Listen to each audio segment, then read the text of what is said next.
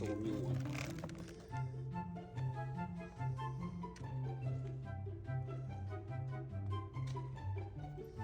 Okay, work is done.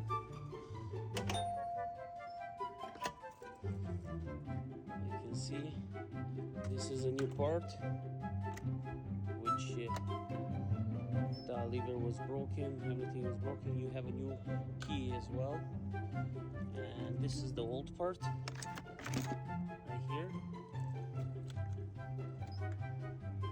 That's all.